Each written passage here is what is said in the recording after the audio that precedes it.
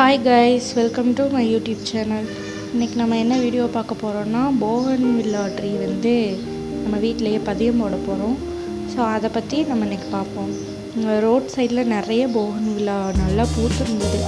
So அதுலேருந்து கொஞ்சம் cuttings எடுத்துகிட்டு போய் நம்ம போடலாம் அப்படின்னு சொல்லிட்டு கொஞ்சம் கட்டிங்ஸ் எடுத்துக்கிட்டேன்.